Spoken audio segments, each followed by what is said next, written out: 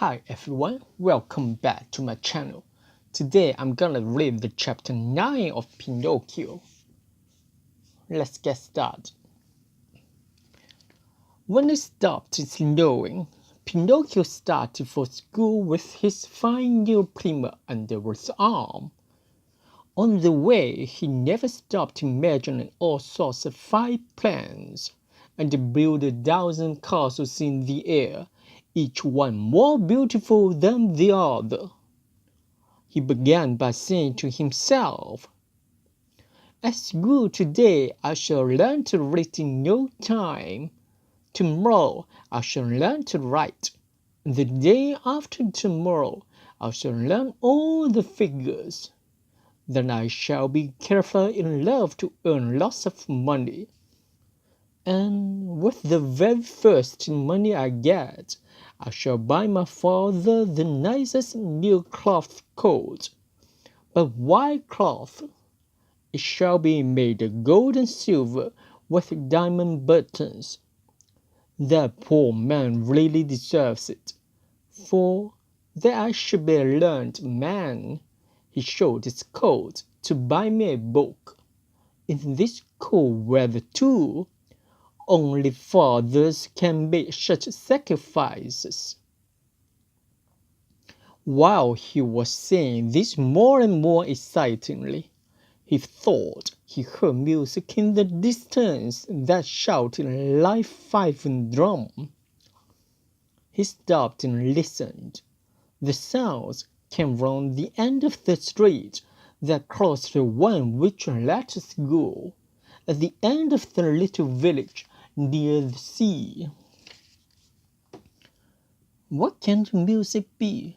What a pity I have to go to school, otherwise—" He hesitated, deciding whether to go to school or listen to the fifes.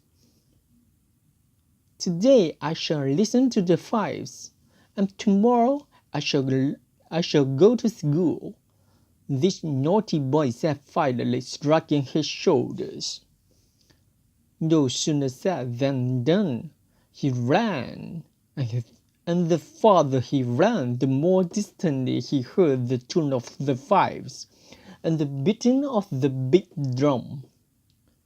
At last he came to a little square full of people, who were gathered around the great building of boards and cloth, painted in all colors of the rainbow. "What is that big building?" Pinocchio asked the boy who seemed to live there.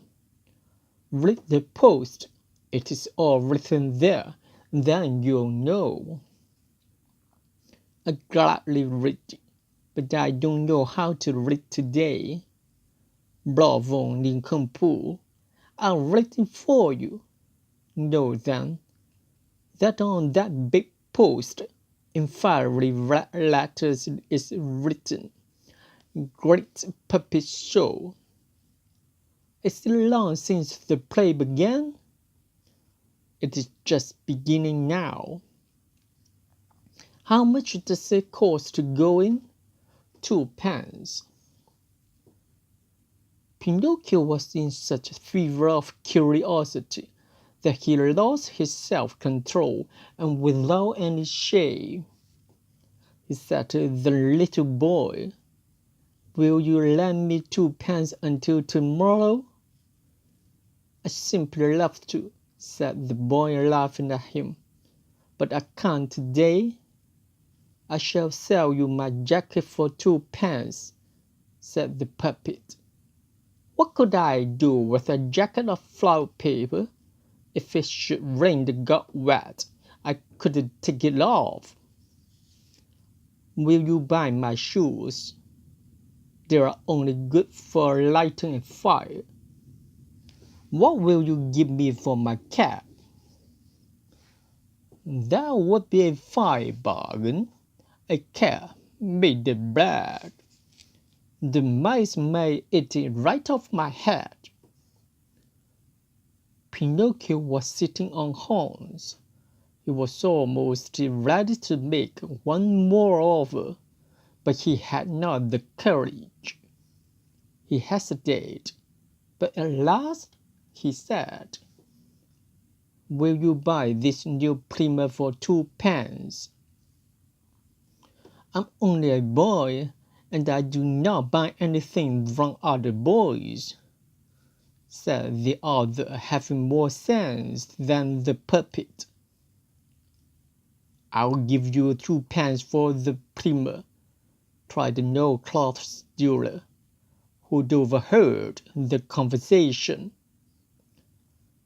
The book was sold at once, and to think that poor Geppetto stayed at home shivering in his shirt sleeves, because he had to sell his coat to buy that primer for his son.